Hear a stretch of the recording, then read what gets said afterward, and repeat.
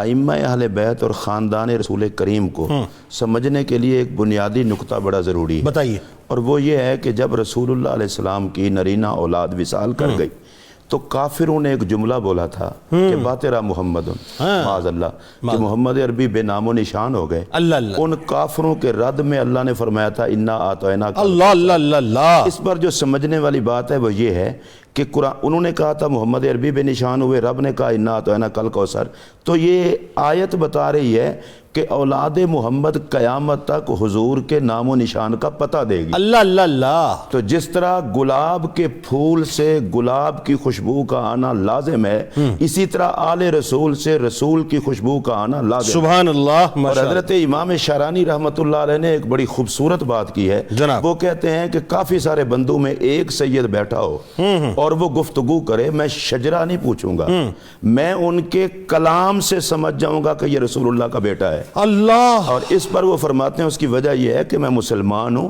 اتنا گیا گزرا نہیں ہوں کہ لہجہ رسول سے بے خبر ہوں۔ نبی پاک کا بیٹا جب بھی بات کرے گا تو میں سمجھ جاؤں گا کہ یہ رسول اللہ علیہ السلام کا شہزادہ ہے۔ اس لیے میں نے یہ گزارش کی تھی، جو ائمہ اہل بیت ہیں ان کی کوئی بات بھی کرنے سے پہلے ہمیں یہ بات ذہن میں رکھنی چاہیے کہ ان سے میرے پاک نبی نے نظر آنا ہے۔ سبحان اللہ۔ اچھا اس میں چونکہ بات آ گئی اور سوال بھی آ گیا تو ذرا حب اہل بیت اور مودت اہل بیت کی بھی تو بات ہو جائے نا۔ میں یہاں پر یہ عرض کروں گا، دیکھیے نبی اکرم صلی اللہ علیہ وسلم نے حالت احرام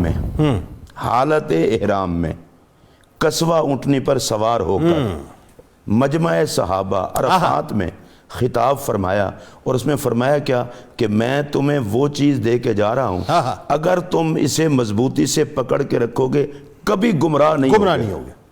ایک کتاب اور ایک اپنی اولاد۔ اللہ۔ اور اس وقت جو میرے پاک نبی کے سامعین تھے ان کی وساطت سے ہم بھی اس خطاب میں شامل ہیں، وہ تو سارے صحابہ کرام تھے۔ ایسا ہی اب پہلی تو جنید بھائی یہ اہمیت دیکھنے والی ہے کہ یہ اعلان سرکار نے کب فرمایا، اللہ اکبر۔ دوسری اہمیت یہ ہے کہ میرے نبی علیہ الصلوۃ والسلام کی ہر وقت جو کچھ فرماتے ہیں وہ سچ اور حق ہی ہوتا ہے، لیکن حالت احرام میں خطاب۔ اور تیسری بات یہ ہے، اگر محبت و مودت اہل بیت یہ اتنا اہم عنوان نہ ہوتا تو اتنا اہم موقع پر رسول اللہ علیہ الصلوۃ والسلام یہ امت سے مطالبہ نہ فرماتے۔ سر میرا خیال ہے وَمَا يَنْتِقُ عَنِ الْهَوَىٰ إِنْ هُوَ إِلَّا وَحْيٌ يُوحَىٰ، جو بھی بولتے ہیں۔ اچھا اب یہ ہے کہ سرکار نے فرمایا تمہارا گمراہی سے بچنے کا ایک ہی سبب ہے کہ تعلق میری اولاد سے بھی پکا رہے، کتاب سے بھی پکا رہے۔